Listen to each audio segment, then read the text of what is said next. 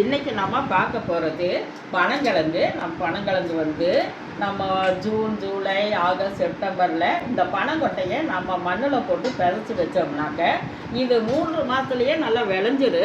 அதுக்கு இன்னொரு மாதம் சேர்த்து செப்டம்பரில் நம்ம எடுத்தோம்னா கூட இன்னும் நல்லாவே பாரு இந்த மாதிரி நல்லாவே விளைஞ்சி வரும். இந்த தோலோடவே நம்ம வேக வைக்கணும். இப்போ நம்ம வந்து இதைய உரித்து சாப்பிடணும்.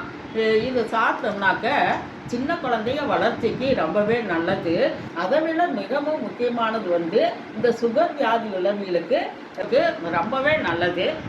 சின்ன குழந்தையிலிருந்து பெரியவங்க வரலும் 100 வயசு வரலும் இதை வந்து சாப்பிடலாம். இது வந்து பெரியவங்க சாப்பிட முடியலைன்னா கூட இதையை எடுத்து உரித்து வெயிலில் காய வச்சு மாவை அரைச்சி பாலில் கலந்து குடித்தாக்க ரொம்பவே நல்லது. ஃப்ரெண்ட்ஸ், இதே மாதிரி நீங்களும் ஒரு முறை செஞ்சு பாருங்கள். பாய்.